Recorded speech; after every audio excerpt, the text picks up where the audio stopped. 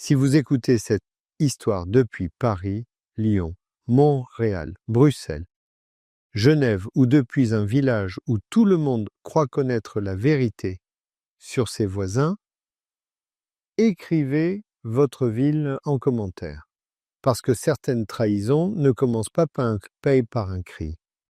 Elles commencent par un verre d'eau rachade posé sur une table, par une tisane tiède offerte avec un sourire, par une phrase répétée pendant 35 ans. C'est normal, Eric, c'est ton âge? En janvier 1989, j'avais 51 ans, des mains de maçon, le dos déjà durci par les chantiers, mais encore assez de force pour porter des sacs de ciment que mes fils n'auraient pas soulevés sans rougir. Je rentrais le soir avec la poussière dans les fésaliages, dans les plis du visage, les ongles noirs, les épaules brûlées, et pourtant je dormais. Je dormais comme dormant les hommes qui ont donné leur journée au monde et qui réclament seulement quelques heures d'oubli. Puis, les nuits ont commencé à se casser. Au début, c'était une fois 1 heure du matin. Je me levais sans faire de bruit, en retenant mon souffle pour ne pas réveiller Madeleine. Je traversais le couloir dans le noir, je connaissais déjà le craquement de la 3e latte, celle qu'il fallait éviter. Je revenais au lit, je me recouchais, et je croyais que ce n'était rien. Quelques mois plus tard, il y eut 2h15, puis 4h20, puis 5h30. Parfois, avant même que le réveil sonne, mon corps me trahissait encore une dernière fois, comme s'il refusait de me laisser une seule victoire. Madeleine disait toujours la même chose, d'une voix douce, presque maternelle. Tu vois bien, Eric, ce n'est plus comme avant. À ton âge, les hommes se lèvent. Se lèvent la nuit.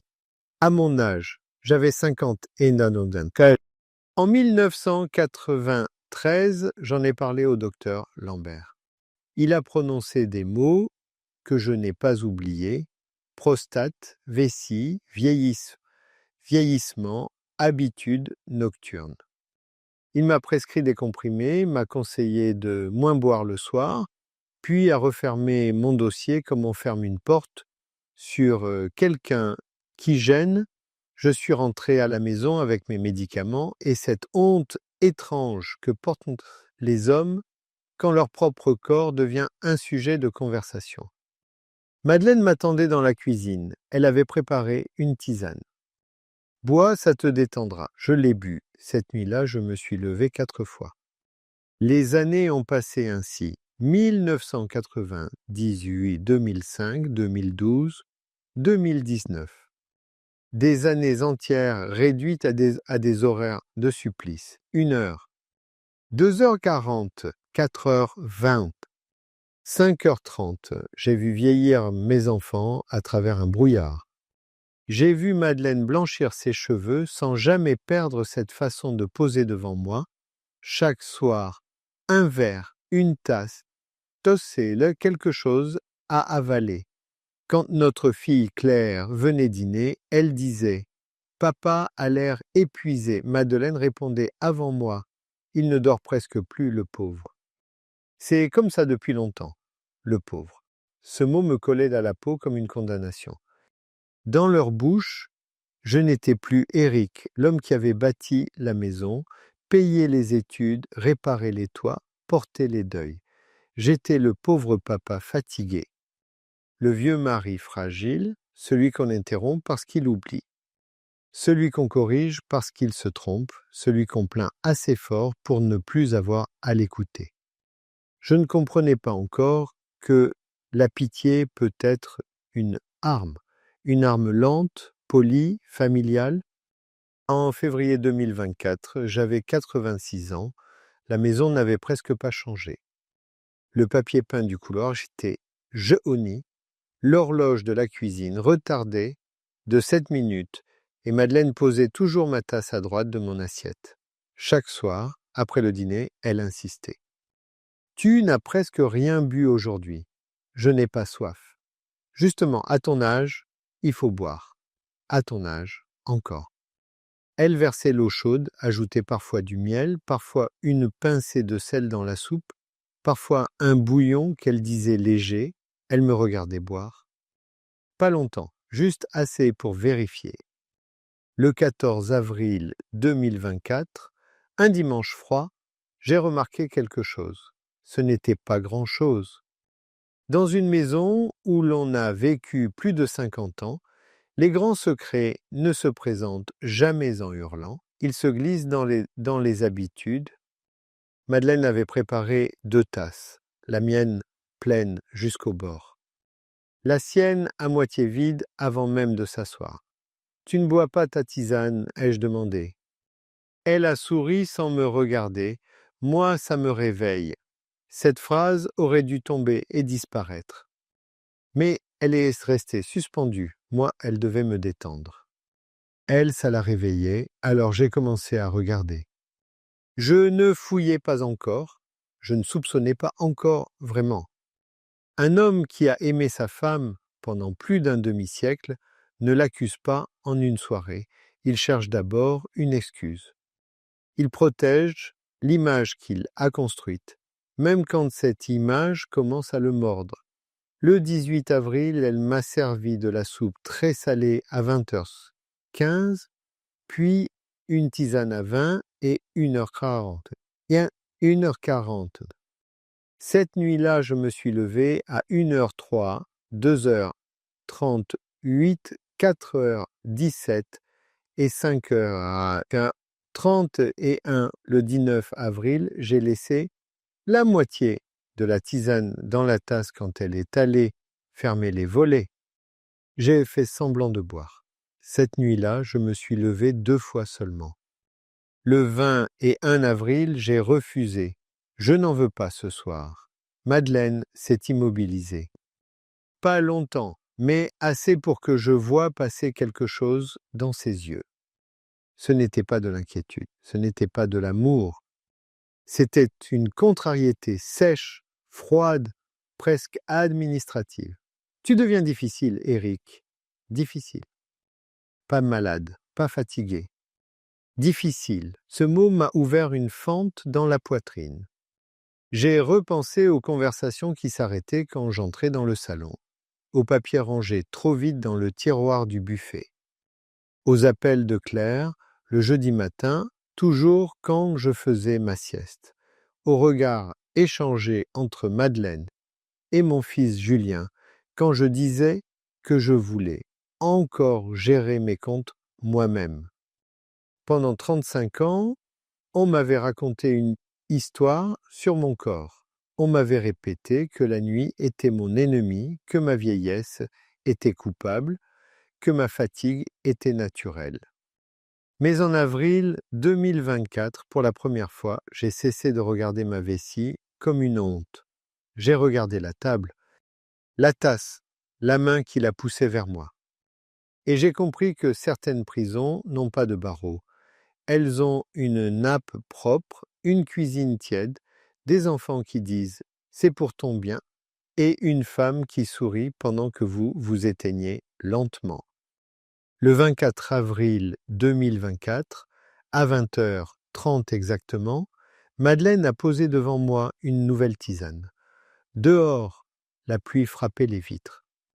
Dans la cuisine, l'horloge retardait toujours de 7 minutes. Elle m'a dit « Bois, Éric. Tu dormiras mieux. » Cette fois, je n'ai pas touché la tasse. Je l'ai regardée. Longtemps. Et dans son silence, j'ai entendu 35 ans de mensonges. Abonnez-vous si vous pensez que les secrets de famille finissent toujours par remonter à la surface. Écrivez votre ville en commentaire et dites-moi votre théorie. Madeleine voulait-elle seulement contrôler Éric ou quelqu'un dans cette famille avait-il déjà préparé la suite depuis des années? Si vous écoutez cette histoire depuis Paris, Marseille, Montréal, Bruxelles, Genève, ou depuis une petite ville où les secrets de famille se murmurent derrière des rideaux fermés, écrivez votre ville en commentaire. Parce que parfois, celui qui vous sauve n'est pas votre sang. C'est le voisin d'en face, celui qui regarde en silence depuis 40 ans. Le 3 mars 2024, René m'a arrêté devant le portail. Il avait 21 ans, une veste grise trop large, une casquette ancienne et cette manière de fixer les gens, comme s'il lisait les phrases qu'il n'osait pas prononcer. Il habitait en face depuis 1984. Il avait vu mes enfants apprendre à faire du vélo. Il avait vu Madeleine repeindre les volets en bleu. Il avait vu les ambulances passer dans la rue pour d'autres maisons, les divorces se cacher derrière des sourires, les enterrements revenir sous la pluie. Et depuis quelque temps, il me regardait autrement. « Éric, tu dors toujours aussi mal. » J'ai voulu rire, comme on rit quand on ne veut pas avouer qu'on est humilié.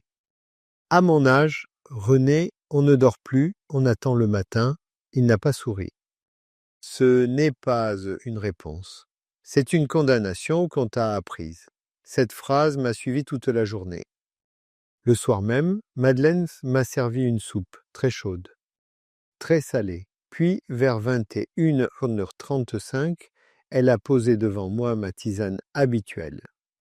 Verveine, disait-elle, pour calmer les nerfs, pour m'aider à dormir, pour mon bien. Toujours pour mon bien. J'ai regardé la tasse. La vapeur montait comme une petite menace blanche. Madeleine, elle, ne buvait rien. Elle tricotait près de la fenêtre, mais ses yeux revenaient sans cesse vers ma main, vers mes lèvres, vers le niveau du liquide. Je l'ai bu. Cette nuit-là, je me suis levé à 1h07, 2h43, 4h19 et 5h28. Le 5 mars 2024, René m'a invité dans son jardin. Il faisait froid, mais il avait sorti 2 chaises et un café. Ses rosiers n'avaient pas encore fleuri. La terre était sombre, humide, comme si elle gardait quelque chose d'enterré. Il n'a pas tourné autour du sujet. « Arrête de boire après 20h30. » J'ai haussé les épaules. Les médecins me l'ont déjà dit. Non, ils t'ont dit de boire moins. Moi, je te dis de regarder qui te fait boire, à quelle heure et pourquoi. Je n'ai rien répondu. Il a posé sa tasse sur la table en fer. Éric, depuis des mois, je vois Madeleine avec Claire et Julien dans le jardin. Il parle bas, il parle bas. Il s'arrête quand tu apparais à la fenêtre. La semaine dernière, ta fille tenait une chemise cartonnée. Ton fils montrait la maison du doigt. Ce n'est pas une conversation sur ta santé. C'est une conversation sur ce qui restera quand tu ne pourras plus décider. J'ai senti une colère froide me traverser. Pas contre lui, contre ce qu'il venait de réveiller en moi. Tu accuses ma femme. René m'a regardé sans baisser les yeux. Non. Je t'apprends à vérifier. Ce mot a changé quelque chose. Vérifier. Pas imaginer, pas accuser.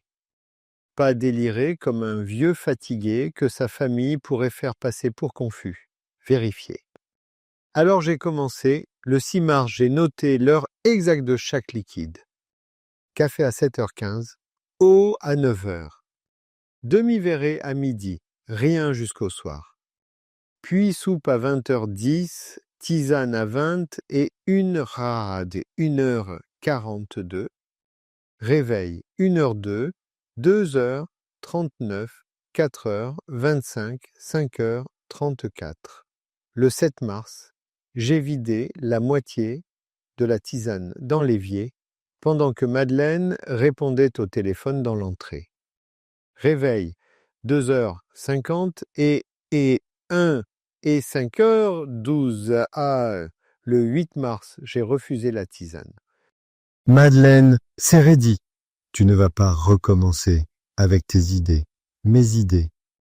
Comme si la fatigue qui me mangeait depuis 35 ans était une fantaisie. Comme si mes nuits brisées n'étaient qu'un caprice de vieillard. Je veux essayer autre chose, ai-je dit. Elle m'a regardé avec cette patience fausse que l'on réserve aux enfants et aux mourants. Tu oublies que le médecin t'a conseillé de t'hydrater. C'était faux, ou plutôt c'était pire. C'était une vérité tordue jusqu'à devenir une corde autour de mon cou. Le 10 mars, René m'a donné une méthode simple, boire davantage le matin. Grand verre d'eau au réveil, eau à température ambiante. Rien de froid, rien de massif. Après 16 heures, plus de café après 14 heures, jambes relevées 30 minutes avant le coucher. Dernier passage aux toilettes, assis penché légèrement en avant, puis au lit. Et surtout, aucun liquide après 20 heures. Dialogue 30, fais-le une semaine, m'a-t-il dit. Si ça ne change rien, je me tais. Si ça change, alors tu sauras que ton corps n'était pas le seul coupable. Le mot coupable m'a serré la gorge. Cette semaine-là, j'ai menti à Madeleine pour la première fois depuis longtemps. Non pas un grand mensonge. Juste de petits refus calmes. Je l'ai déjà prise. Je n'ai pas soif. Je vais boire plutôt demain. Laisse. Je préfère dormir sans. Elle ne criait pas.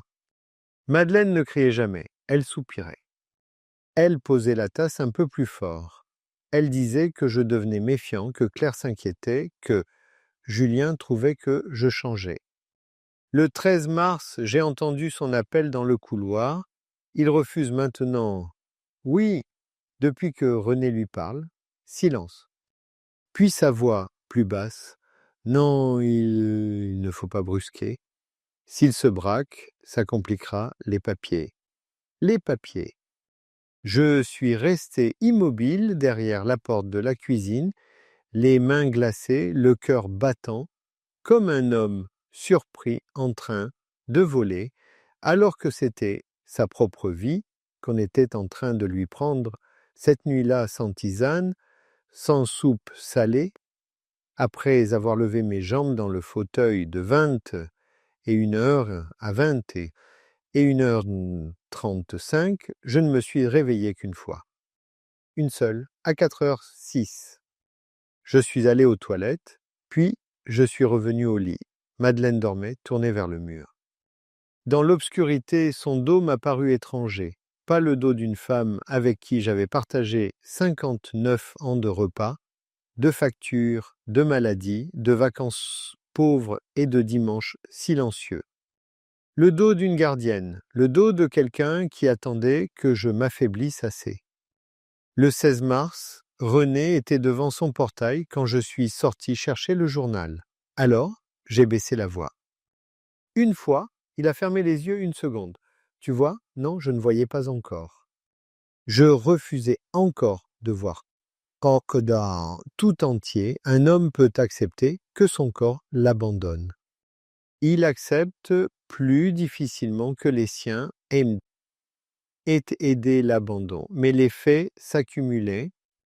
Le 18 mars, Claire est venue avec un gâteau aux oranges, alors qu'elle savait que Madeleine m'en servait toujours le soir.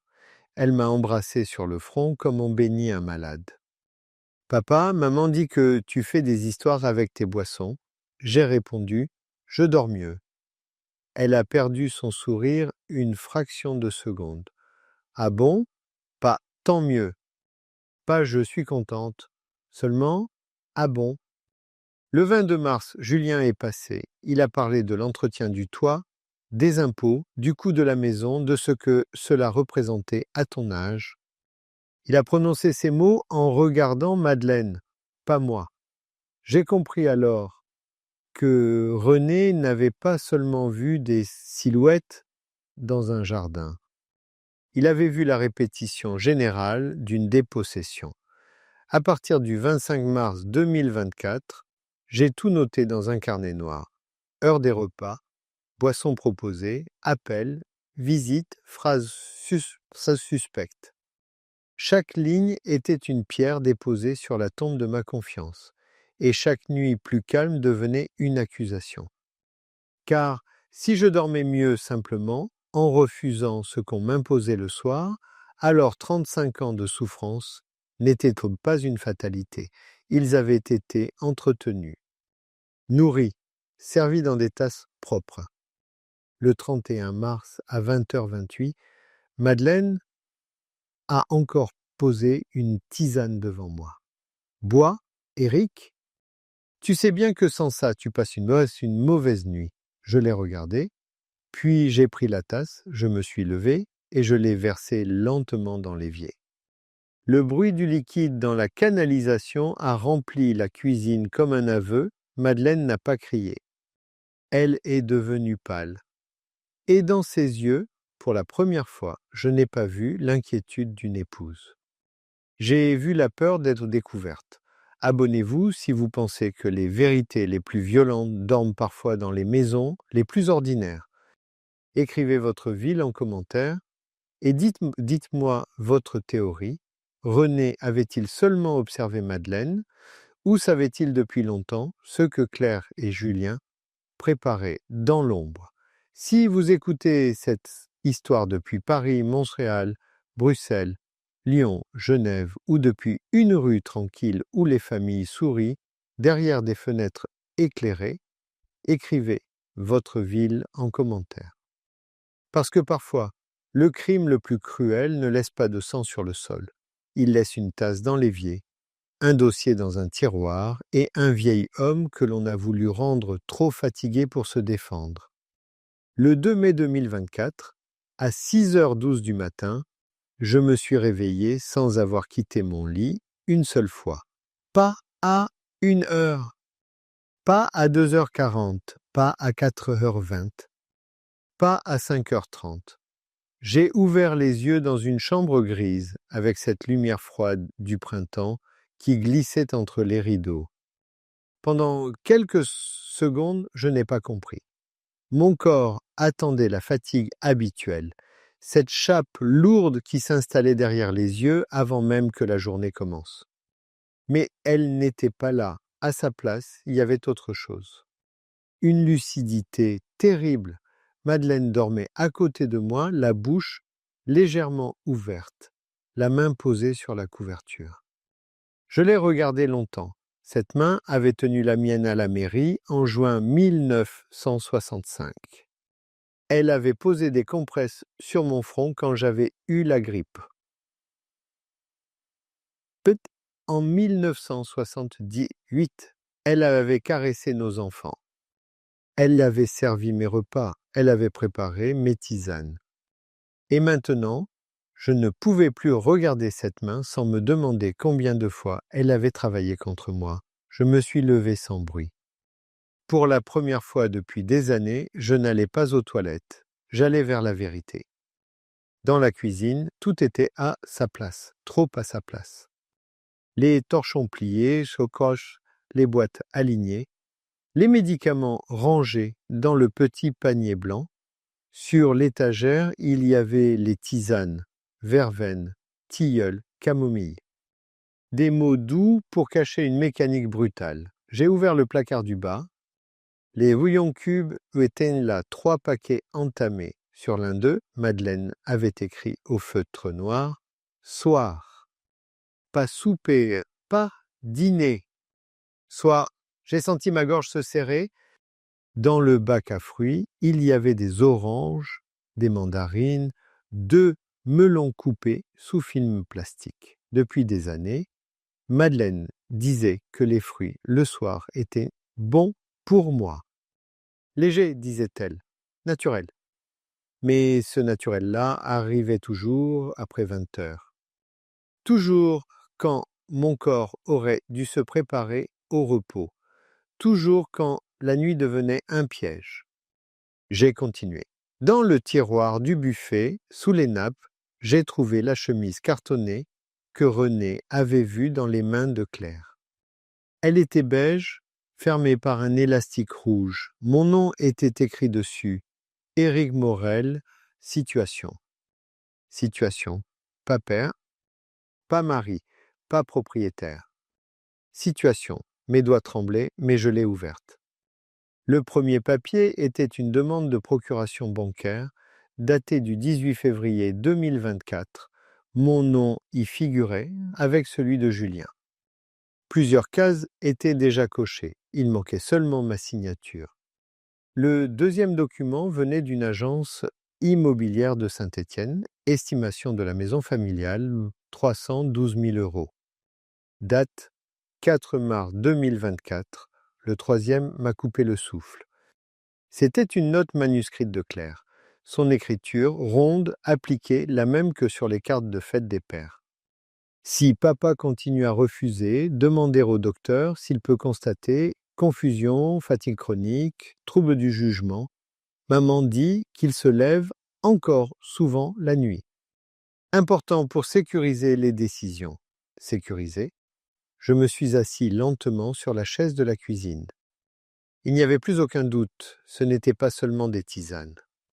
Ce n'était pas seulement du sel, ce n'était pas seulement des habitudes mauvaises. C'était une construction, une lente mise en scène de ma faiblesse. On avait nourri ma fatigue, puis on s'apprêtait à l'utiliser comme preuve contre moi. Pendant 35 ans, 5 ans d'un sein, j'avais cru que mon corps s'effondrait. En mai 2024, je découvrais que ma propre famille avait bâti son dossier sur mes nuits détruites. À 7h03, Madeleine est entrée dans la cuisine. Elle portait sa robe de chambre bleue. Quand elle a vu la chemise ouverte devant moi, son visage n'a pas montré la surprise. C'est cela qui m'a achevé. Elle n'a pas demandé « Qu'est-ce que c'est ?» Elle savait. Elle a seulement dit « Tu n'aurais pas dû fouiller ». J'ai levé les yeux vers elle. 35 ans, Madeleine. Elle a serré la ceinture de sa robe. Ne dramatise pas, ces mots ont fait en moi plus de dégâts qu'un aveu. Parce qu'ils contenaient tout. Le mépris, la lassitude, l'habitude de me réduire. On ne dramatise pas une vie volée. On ne dramatise pas 35 années de nuits hachées, de matins épuisés, de journées vécues dans le brouillard. On ne dramatise pas quand la trahison a dormi dans le lit conjugal. Pourquoi, ai-je demandé? Elle a regardé la fenêtre. Dehors, la rue était calme. La maison de René avait les volets entr'ouverts. Parce que tu ne voulais jamais rien lâcher. Je suis resté immobile. Lâcher quoi? La maison. Les comptes, les décisions. Tout devait passer par toi. Tu vieillissais, Éric. Tu ne t'en rendais pas compte.